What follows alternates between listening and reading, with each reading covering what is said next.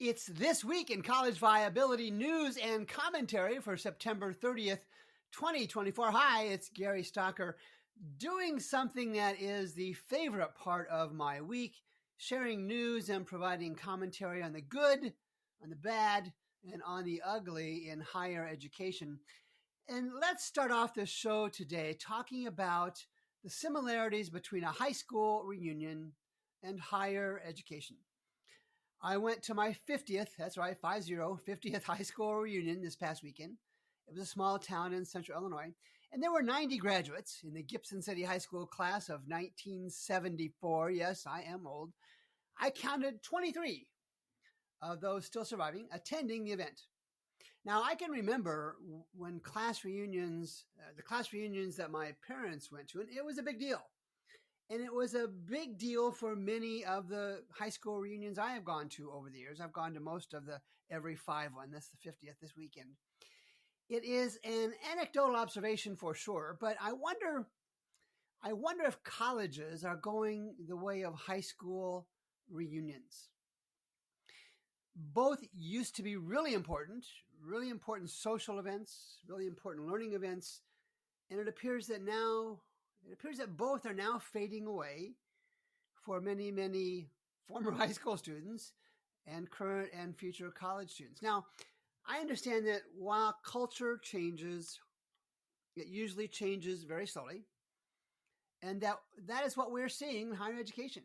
It's a culture where the perception of value, just like reunions over the decades, continues to diminish. And that, of course, is shown by the 23 that showed up for my high school reunion this past weekend in Gibson City, Illinois. So headlines this week: Elizabethtown College, fun place or not? Bradley University, enrollment dips below 5,000 for the first time in 30 years. This is another example of a quality college with great graduation rates, still struggling with the finances. And high schools are closing too across the country. What will be the impact on colleges? And we'll have yet another college tuition reset using this time the age-old adage, our college has been a secret too well kept for too long. Besides being an awkward sentence, that's not true. And California campuses brace for severe consequences as budget gap looms. It's a big number. We'll talk about that. And finally, who cares? Who cares if most University of Wisconsin at Madison students come from outside of Wisconsin? We'll talk about that, plus much, much, much more. Layoffs and cutbacks this week. No closures this week. Stay tuned on that. 35, Baldwin Wallace University faculty and staff take buyouts amid financial deficits. These buyouts come months after Baldwin Wallace University cut more than 20 positions. A spokesman for the university did not detail which departments were impacted by the buyouts. Why would we want to share that? And this was from WKYZ, NBC Channel 3 in Cleveland. And as always, the links to the story will be in the show notes. Elizabethtown College to cut back on full-time faculty. This is an update. This is from Ashley Stalnaker, staff writer from Lancaster Online. And students and faculty at Elizabethtown College received an email last Thursday from President Betty Ryder, RIDER, warning that an unspecified number of faculty positions will be cut at an undefined time in the future in order to limit expenses. I don't even know what that means. And a Lancaster Online reporter and photographer, I guess 2 folks, were told by a college official to leave campus on Friday of last week while this reporter and photographer were trying to speak with students. So this is America, so I guess it's okay to throw people off of your campus because they want to talk to others about your campus. Sarcasm alert, I should have given on that. And prior to the online service, Lancaster Online, being told to leave, several students on campus actually declined to speak to them. They did so because they weren't aware of the coming cuts. And others, and this is what's kind of scary, others who were approached at area coffee shops declined to give their names declined to give their names, citing a fear for their standing at the school. Think about that. If they had some thoughts, for some reason, the school has created a climate, a culture that's not particularly conducive to a culture for learning, throwing out reporters and intimidating students, implied or otherwise. And then members of the college's student government did not respond to a request for comment. And while some students, the story goes on from Ms. Stalnecker, the story goes on to say, while some students were reflecting on the coming changes, those employed by the school, those employed by Elizabethtown College, were silent.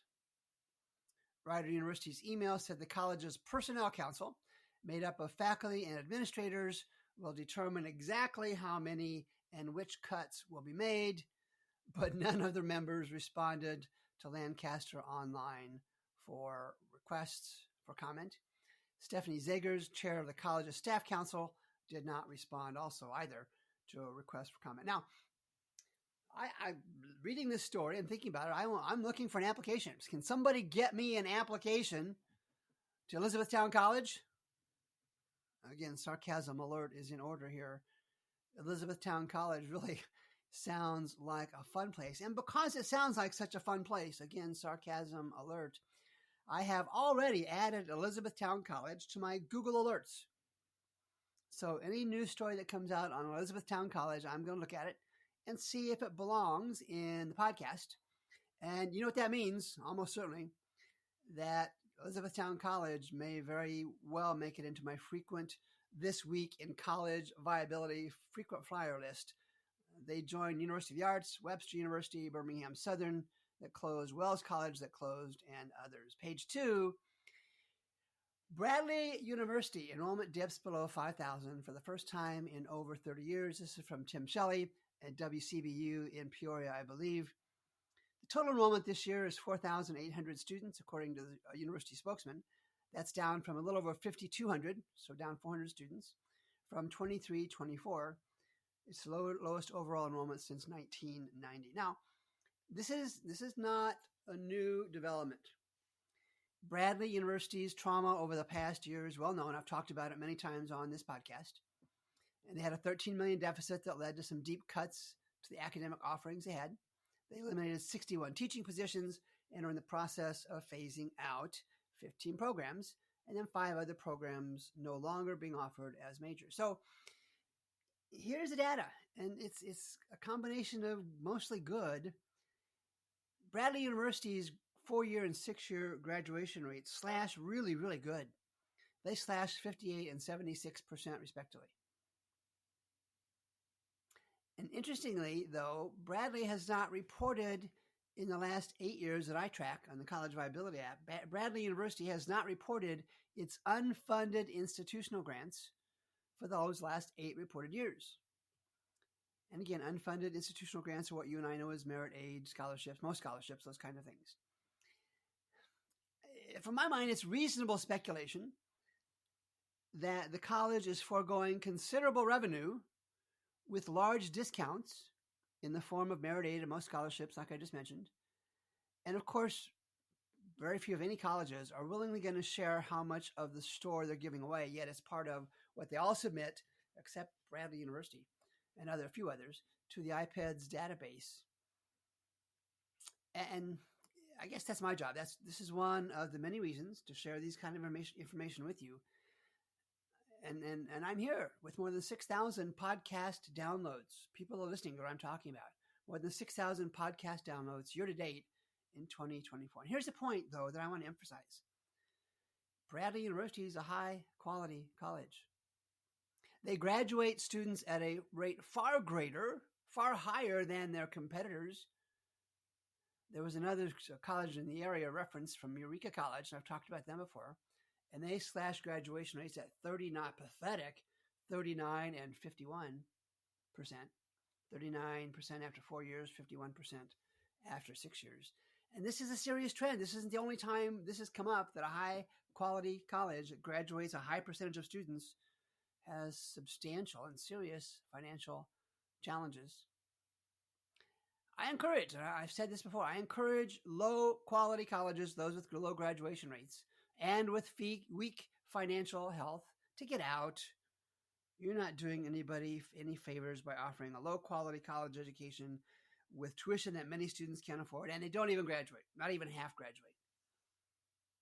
Those colleges are not doing students any favors by taking their tuition dollars and then graduating something less than half of those students. But Bradley University is not one of those colleges. There are many, too many, and it's concerning. And let's talk about high schools. I've seen these stories often. I think I might have referenced it a few months ago on the podcast. And this is a story from the Thomas Fordham Institute, and it was written by Amber Northern and Michael Petrilli. And it's about high school closures. And the article gets into the nitty-gritty of which schools should close and more. And I'm not going to go there.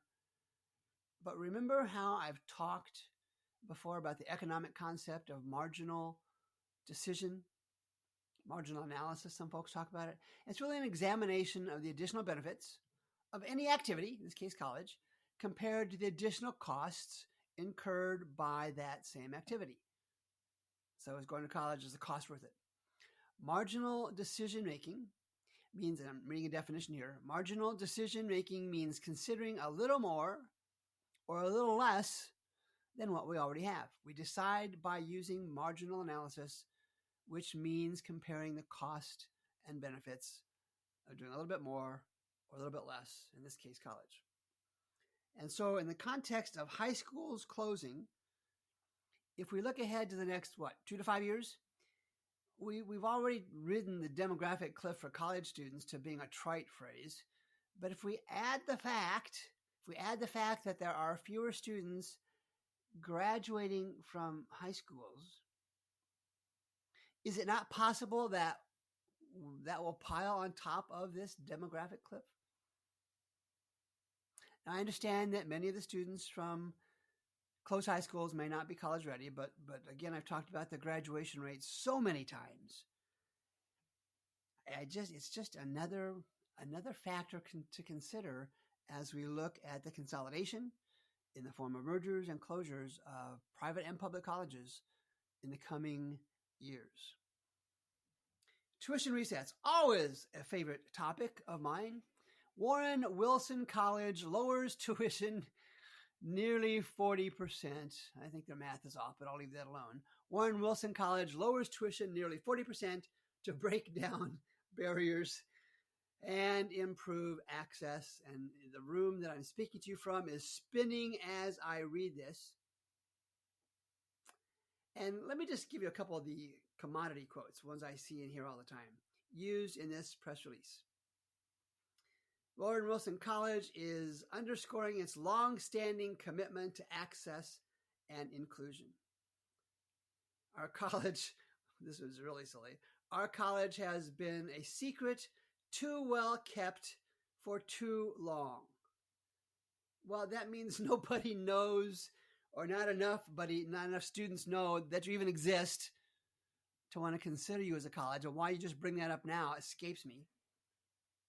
And they also say they have a compelling value proposition. I don't know, beyond providing a diploma in 4 years in major that students want, there's anything more to that value proposition than this graduating. And here is what Joseph Riquelme, the interim vice president for enrollment, says. The reduction in the published tuition price allows prospective students to focus more on fit than cost. Now, keep in mind that Warren Wilson, just like others, is going from a high price, high discount rate to a lower price, and they're going to say no discount rate. Mr. Riquelme goes on to say, and maybe Dr. Riquelme, removing that barrier gives us the opportunity to show more students the value of our experiential learning community. And he continues and concludes with, while Warren Wilson College is a vibrant, independent college with an innovative curriculum, oh my, that purposely integrates the liberal arts with community engagement and work experiences to prepare students for not only professional success, but also for a life of meaning. I hope not as trite and redundant as that statement is. That's me, not the quote from Warren Wilson. And again, I'll share briefly. Research shows that tuition resets may have a really short-term effect, but they're not an answer. They're not an answer at all. And Bethel University did the same thing, but theirs is kind of interesting. Bethel University, the headline reads, this is from Jason Schoonover. He's a web content specialist, so this is an internal story. Bethel University repositions tuition to increase transparency and access, going back up to Warren Wilson's essentially the same exact headline. And they're lowering the tuition to a new rate of $25,990, and it lists price of something in the vicinity of $50,000, as I recall. And so what was interesting, it caught my attention as I read the story from Bethel University. It said it was just for the College of Arts and Sciences. Well, I'd never seen that before. Why would you just offer tuition discounts or a new tuition rate, a new tuition price for just a College of Arts and Sciences? So I went on LinkedIn and said, hey, can anybody tell me why? Can anybody tell me why Bethel is just doing this for College of Arts and Sciences? And I got a few responses, and it makes sense. And apparently this is where most of the students are, and they have other colleges, other schools at their college that was not made available for, but they're focusing on the high volume students. All right, I will grant them that. And maybe they have different tuition pricing for the other colleges, the other schools, but I'd never seen one reference just a College of Arts and Sciences, because that's a common department or college or school at many colleges. So anyway, they explained that well. And one was, I think, maybe the provost from Bethel, and some others not associated with the university came on and answered that question for me. Cal State campuses, states in California, the colleges in California, these campuses brace for severe consequences as budget gap looms. And this is from Mikhail Zinchenko.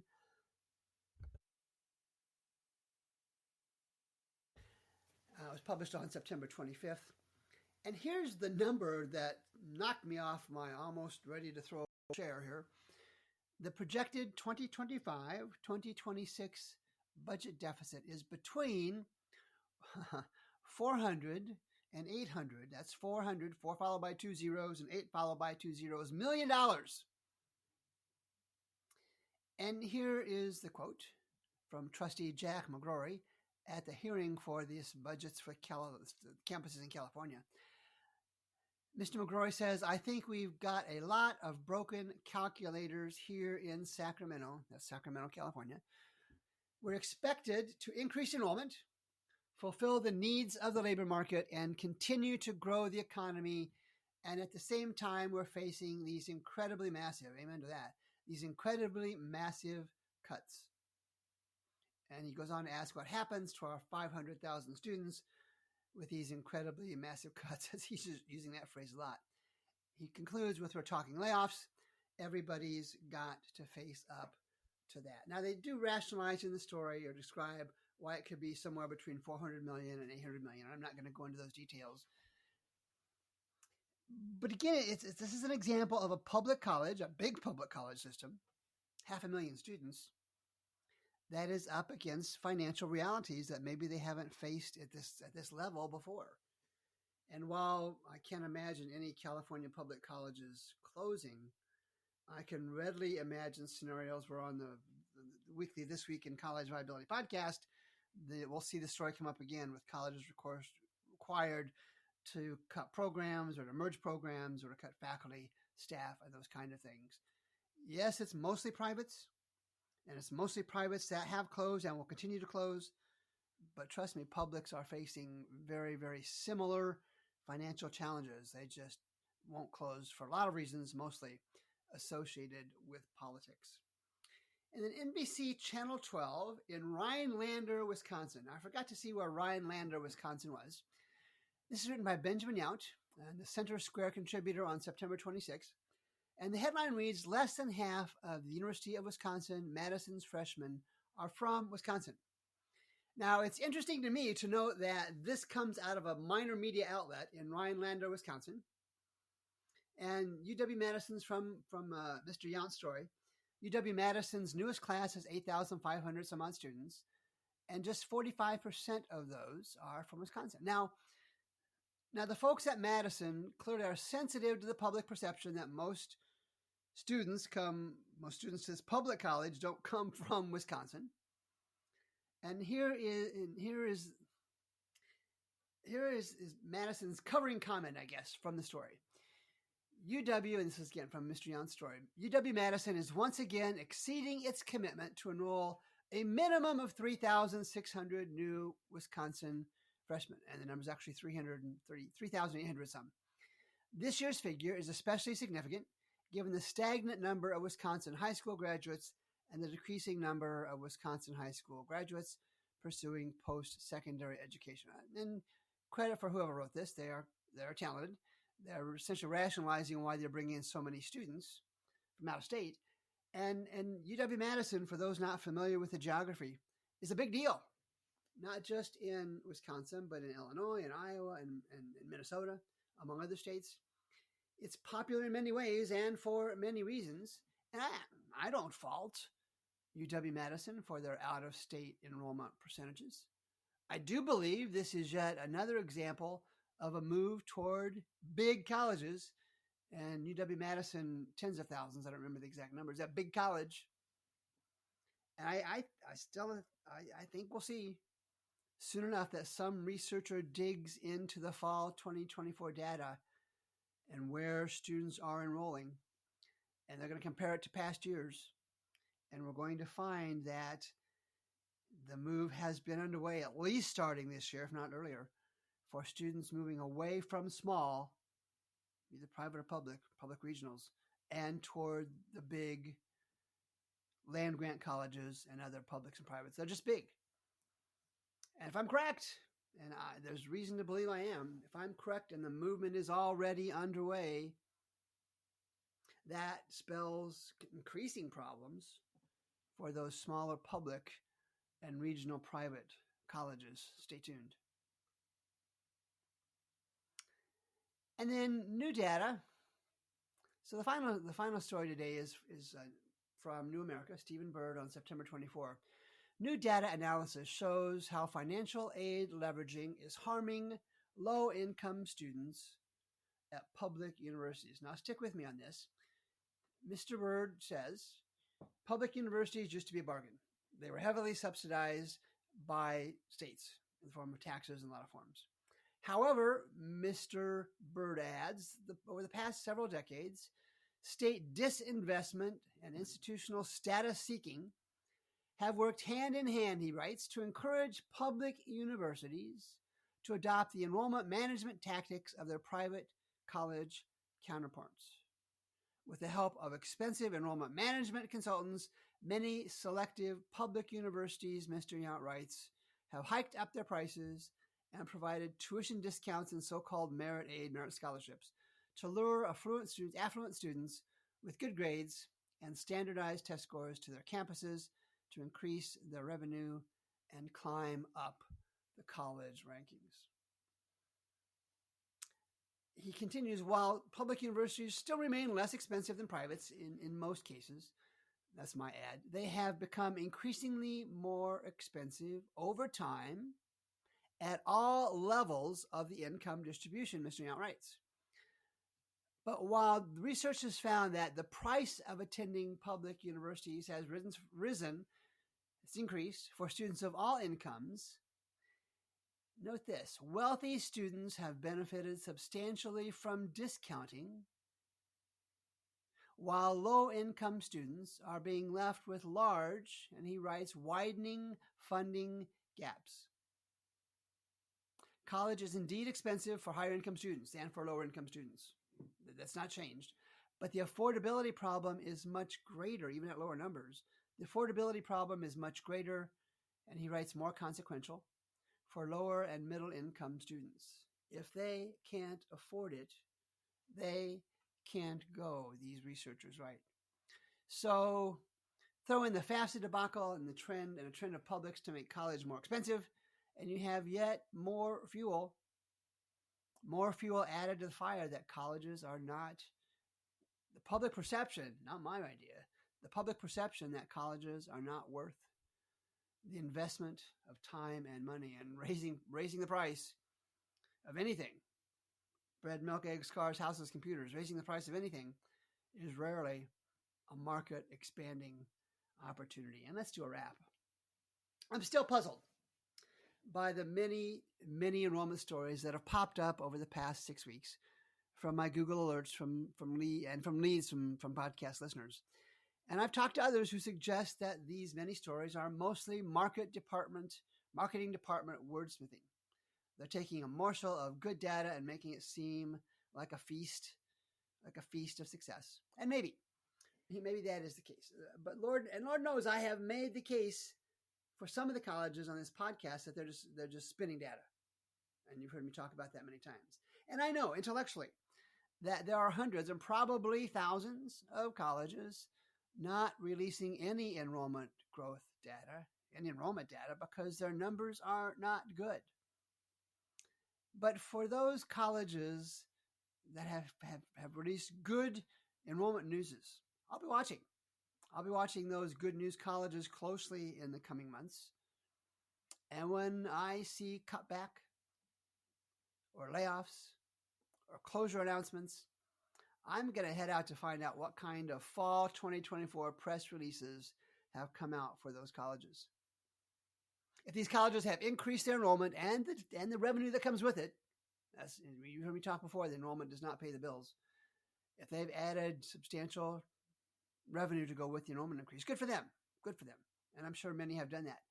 But for the colleges that have spun enrollment stories, for those colleges spinning enrollment stories to essentially trick students, and trick is a strong word here, to essentially trick students into coming and into staying, your stories will be the ones featured on This Week in College Viability.